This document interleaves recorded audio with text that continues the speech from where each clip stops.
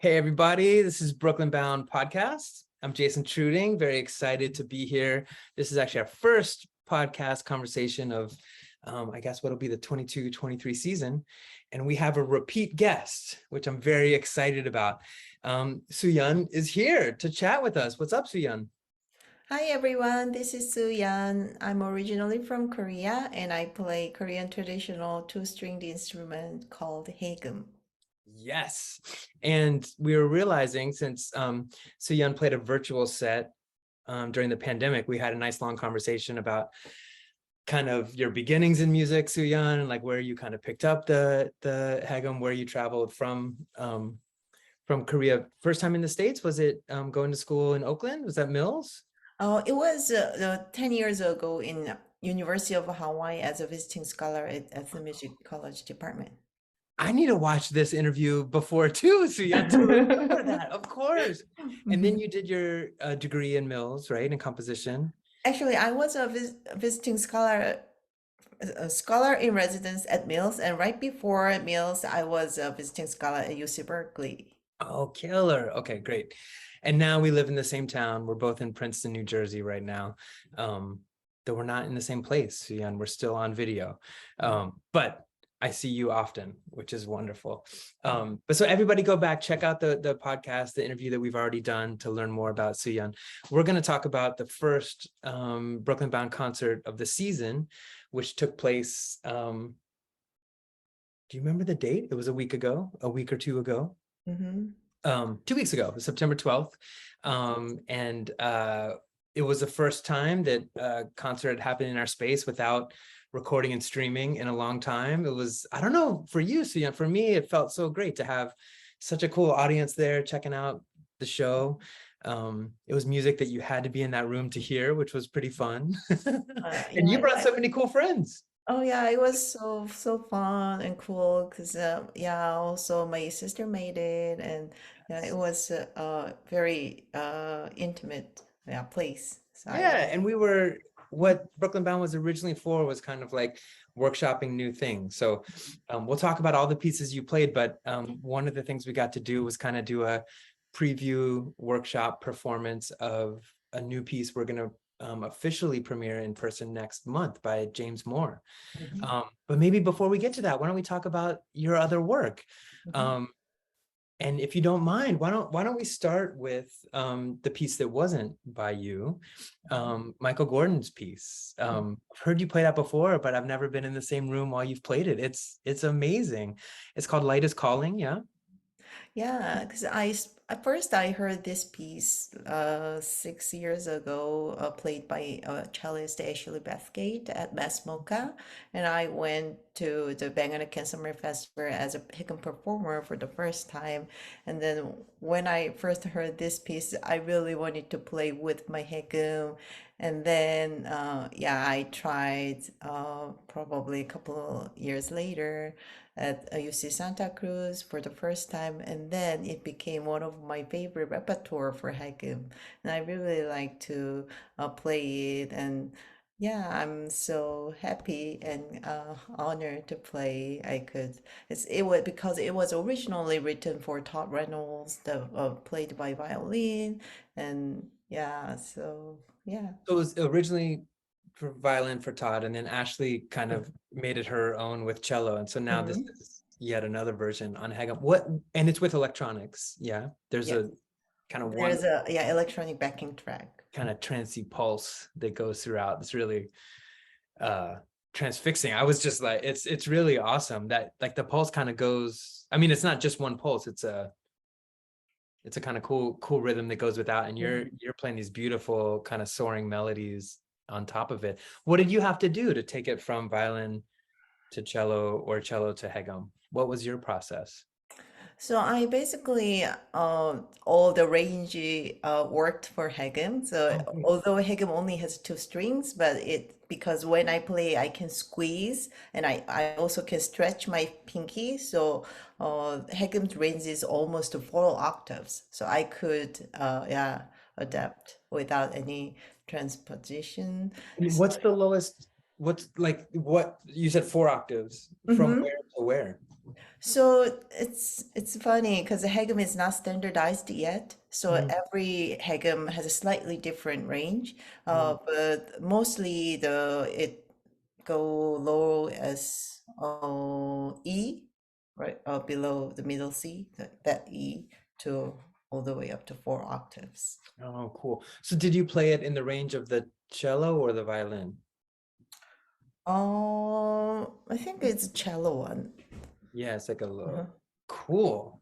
Cool, cool, cool. What do you, when you said the Hegem's not quite standardized yet, like for me, I feel like percussion in a classical music sense in a lot of ways isn't standardized either, and I feel like there's some people are excited to standardize it and some Mhm. people are excited for it to stay not standardized, right? Mhm.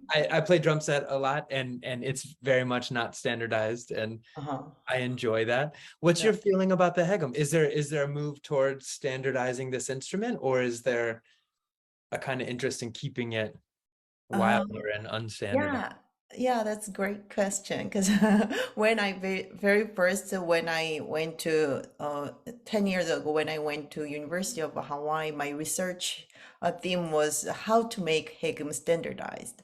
Oh, But but that 1 year changed it, yeah, whole my idea because at that time I was a orchestra member in Korea. So in our orchestra, we have 8 Hegem members, and each one has a different maker Hegem, and also the different range of Hegem, and even like strings. Someone use a thicker one, I use a thinner one. So it was really hard to make a sound as one Hegem. So, mm, and also the conductor always asked us to make like because they want to make a Hegem as a one big super right, Hegem, right? right, right, It right. was really challenging for us. Mm, But so my research project theme was to how to make standardized one. mm, But when I first get to work with composers in Hawaii University, I changed my mind, mm, and because I really liked Hagem's, each Hagem has a different even timbre range, right? mm. So now I have 10 different Hagems. So Wow. I get to choose, it really depends on the repertoire and composer and yeah, each genre. And so I have the bigger one, like a compare violin versus a cello. So I have a low Hagem, bass Hagem, and Wow. alto Hagem. So That's so cool. yeah. I mean, so I'm thinking, to map it onto a Western orchestra or, an orchestra that I would have played it in school. Absolutely. Like the violin section or the cello section is trying to sound like, unified in one voice. And so the conductor's looking to the Hegem section in that way. Mhm. But I mean, I wonder, right? Like for violinists, I could imagine different violinists having different violins for different occasions, but I imagine they're standardized closer than what you're saying with the Hegem. There's still different ranges, like the timbre range, everything is still kind of so individual and personalized. I'm trying to think of that, like, different maybe guitarists have multiple guitars, electric guitars, but it still seems like it's within the, like, they still tune the same kind of idea. um yeah, I'm excited. To me, it sounds more exciting to be in this wild world of, unstandardized. Oh yeah, I forgot to mention that because the last year the Jeff Snyder and I printed out the 3D using 3D printer, and then we made a electronic like a yeah, we printed out the Hagum, and then yeah, yeah, I would call it electronic one. So Yeah. actually the same day, like the October 25th, I'm gonna play with Fan and Bo, and I plan to use the electronic one for that. Oh, that's amazing. I think Jeff Snyder, who those of you listening who don't know Jeff, he runs the Princeton Laptop Orchestra now. Is it possible when I sat in with Ploric last year, you were playing this 3D printed Hegum? Oh yeah, that one. It You was were, right? I remember you sat down next to me and you were like, this is so cool. It's a 3D printed Hegum. I was like, mm. whoa, that's awesome. Okay, cool. Well, that maybe brings us to the next piece you played on the set. Which, tell me if this is right. I think it was during the streaming Brooklyn Bound, you made a duo that you played with Eric. It was vibraphone and Hegum. And this time you got to play it live, but also maybe it developed a bit since that first performance. Tell us about that duo. Yeah, so we made at that time our duo name was No Name Duo. Nice. Yeah. Perfect. Yeah. The piece title is called Talchum, which means in Korean mask dance. And I borrowed some Korean traditional rhythmic pattern, and then, of course, the Korean traditional music use the pentatonic scale, but I extended them, and also I extended some rhythmic patterns as well. So yeah, and I think still that piece is also a work in progress, and I'm excited to develop more with Eric, and he's so So wonderful. what are the, tell me about, I have two questions about it. It was very, very cool to hear. And I could tell that it was really neat to hear during the pandemic.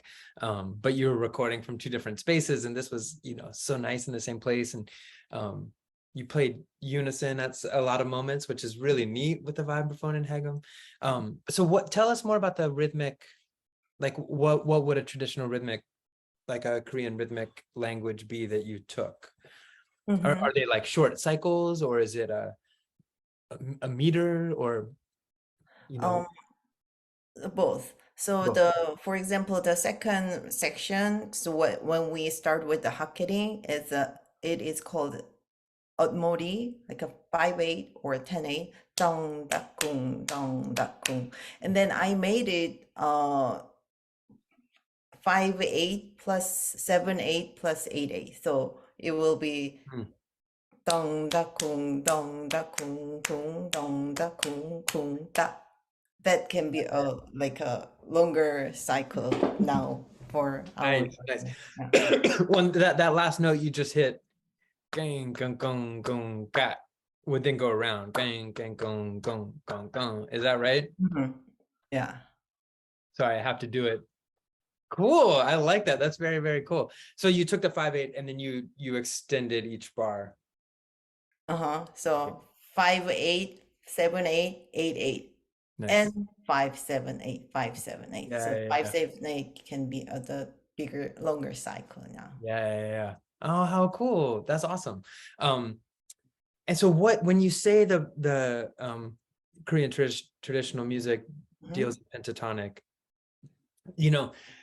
like, to me, I would love to someday learn more about how and why the pentatonic scale shows up in so many different places in the world, right? And it seems, I mean, I'm speaking completely just like ignorantly, right? But it seems impossible that it would, show up in Korean traditional music, in Balinese traditional music, in West African traditional music. Obviously, it was popping up without conversation, I think. In I know more about Balinese music or West African music, you would deal with a gil, something that you're hitting. So there would just be the 5 notes or 10 notes or 15, but it would be a kind of fixed scale, whatever the notes were, it'd be a fixed pentatonic. When you're dealing with the Hegum, is it a fixed pentatonic, or does that pentatonic in Korean music deal with different transposition? I don't know how to talk about it. You know what I mean? Like, does it deal in different key areas, or is it always the same pentatonic? Mostly we stay in the same pentatonic. Yeah, but why Hegum can be adapted so well to Western music is because when I play, even it's really easy to move down, then the pitch goes up. So Right. I can be very flexible Right, right, for right, right. key changing, and even the microtones are easily can get. Right, right. And so why, what or why is the pentatonic fixed? Like in the traditional orchestra you were playing with, there'd be a Mhm. Hegel section, but then are there other instruments that have more of a fixed, I don't know, like percussion instruments or flutes, things that would have a fixed key? So the when I'm saying fixed key Mm, means the like a court music, we have a score, and then mm, we use five different. So it is called. I translate as a box notation. And the mm, one box means one beat. mm, So inside the box, so we have a Chinese character, mm. which means pitch. Mhm. Yes, okay. Um, yeah, but I think I'm answering the wrong answer. No, I love this. But I'm yeah, still learning right now. but the contemporary orchestra, contemporary version of Korean traditional musical instrument orchestra, we use Western step notation, and Mm, then we use all 12 tones, and also yeah, but the traditional of the pentatonic scale is not equal temperament. mm. I see. And so when it's translated into a contemporary orchestra, Mhm, it's in the same way as old Western music too wasn't equal temperament, it's kind of squashed into equal temperament. The mhm, same thing happened. So it was maybe five notes outside equal temperament that get squashed into mhm. EDEGA or CDFGA, whatever that pentatonic. What is the pentatonic? If like if it started on a C. Oh, C, D, E, G, do, re, mi, sol, la. Yeah. Cool. I'm Mhm. learning a lot right now, Suyeon. Thank you. And also, and then on the Hegel, when you get the microtones and stuff. So if you have one of those pentatonic tones, is no, when we're working with Van on Vo right now, Huh? um, those of you listening to this conversation who don't know Van on Vo, we're both me and Suyeon are writing some music. She's plays a Vietnamese zither, many different instruments actually, but a lot of the string instruments that she plays, the kind of a way to phrase or a way to bring emotion to the instrument is like bringing these microtones or bringing these like different vibratos. Is that similar on the Yeah, Hegel? very similar. Yeah, like gliss and vibrato has many different shapes, and always move one note to one note. We do something between here, but Yeah. there is no marking about those marking for the traditional notation. So we So like if only transcribe the skeletal melody, mm, and then we share that score with all different parts. We use same mm, score, but the embellishments and grace notes and those kind of things can be a little bit of improvisatory mm. So expression. like if you were in your score, if it said to go from G to A, you would never just like you would or or Mm-hmm. like there'd be some way to get to it, Mm-hmm.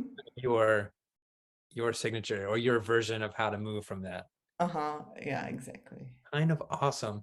Okay, last question on this. I'm sorry, I'm just I'm Go ahead. It's we fun. have to talk so much more than this. Yeah, this is like totally intriguing for me.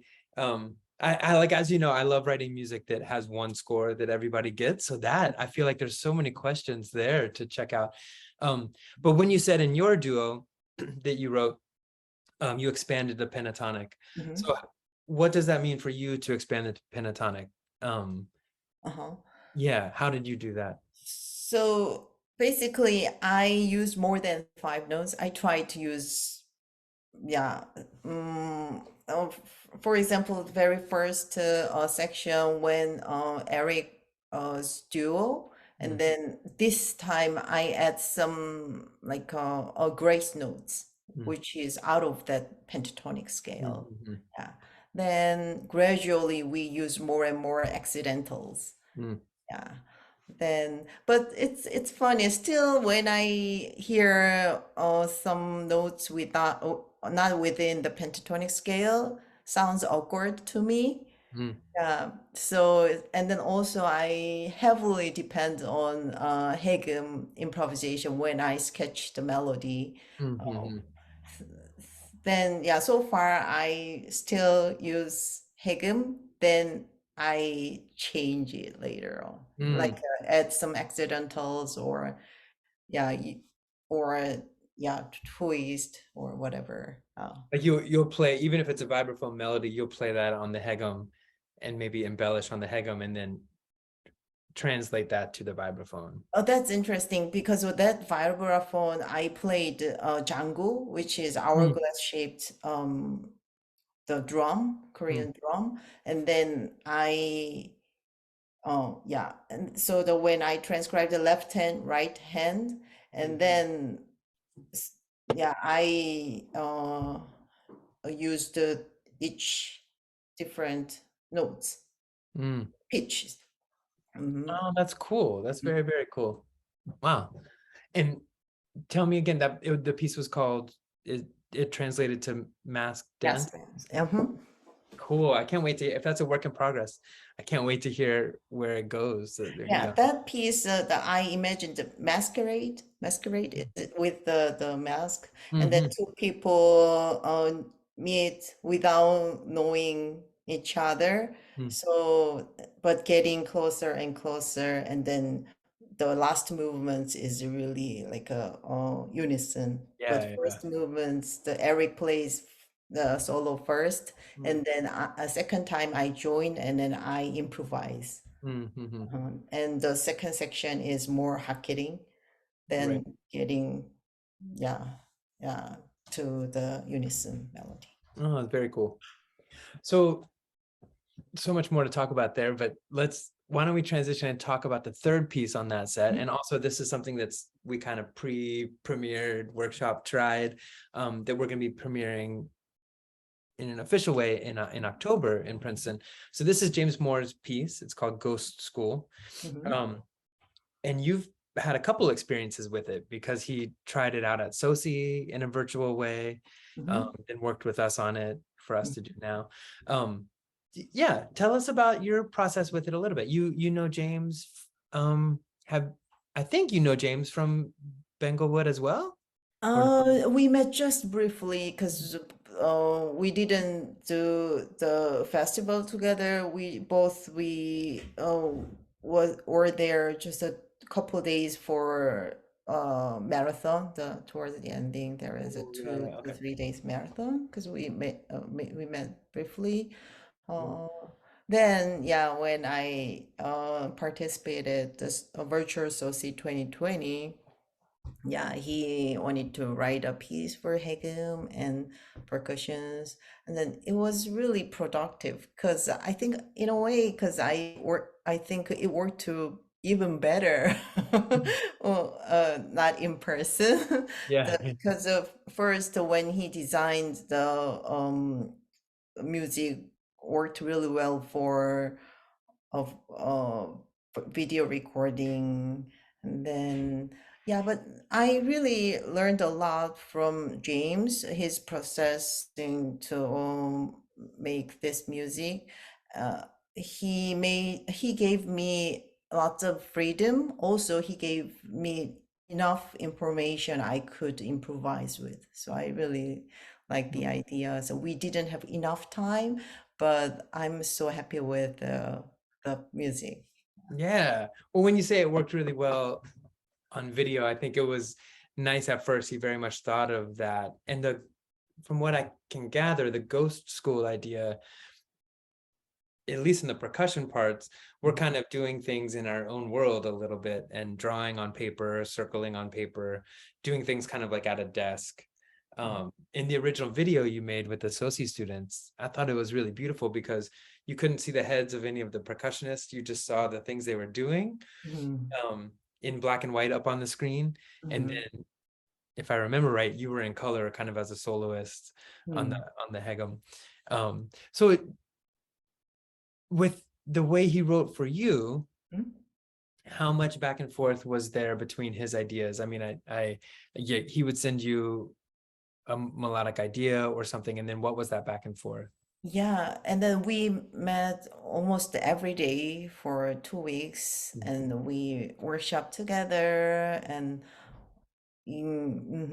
yeah, we spent time through Zoom a lot Yeah. together. And did things change a lot, or did he? I imagine with writing both any music, but Uh-huh. also writing for an instrument that he doesn't know so well, things would kind of develop as you got together. Mm-hmm. Oh, yeah. Of course, it was his first time writing for Hegum, but he's really, you know him. Yeah, yeah, yeah, Yeah, so he knew exactly what he wants from Hegum. yeah. Mm, So he made music only Hegum can do well, mm. and yeah, he made it. Yeah, So yeah, yeah. yeah, and yeah, something like Hegum doesn't have a finger fret, so it's really challenging to make it like a perfect, like a pitch, correct Mm, pitch, because it takes time to move, and then also when we make a pitch, we have to squeeze. mm, And then even while I am playing, because the strings are made of twisted silk, so it's getting looser. So it's really hard to be on the pitch. But he gave me to be excused to out of pitch all the time. yeah. And then also, yeah, something like double stops. And then when we going crazy that moment, yeah, he really, yeah, gave me freedom. Man, writing double stops must be very tricky, I imagine. Playing double stops, but also understanding how to write double stops must be very Yeah, tricky. also the double stop, because when I play double stop, inner string I play with horsehair, and outer string I play with the bamboo stick, the Uh, bow stick. So those two timbre is very different. And also the technically I tune perfect fifth between inner string and outer string, but depends on the place of the finger. And when I go uh, closer to the bridge, it's more closer. It's almost like a perfect fourth instead of fifth. So hmm. it's really hard to get maintain the perfect fifth between two strings. Oh, yeah. Yeah, but he understood it, and he says, "Oh, it's okay. I really like this effect. Don't Yeah. worry too much about the pitch and blah blah." And Well, it's cool. It's a very soloistic and beautiful part, I think, and you play it really awesome and hauntingly. The end of it actually is very haunting. Apt to ghost school, I think. Um, well, there is a video Ghost School out in the world from Sosi, but we'll be doing a new kind of in-person premiere in October. And there's also some great video of your solo set from the streaming Brooklyn Bound. So anyone more interested in what Soonyeon's up to, please find your way through the So Percussion site into our Brooklyn Bound world and check out what she's up to. Soonyeon, thanks for chatting. I learned so much. This is amazing. oh, it was really fun. Thank you for having me, Jason. Absolutely. I feel like we have more conversations to come, either on Zoom, but for other people. But most likely, I would just love to ask you more more questions. I learned so much today. So many doors open. Anytime. So Yeah. let's do it. All right. Have a great rest of your day, and You thanks for listening, too. everybody. See you soon. Bye, everyone. Bye.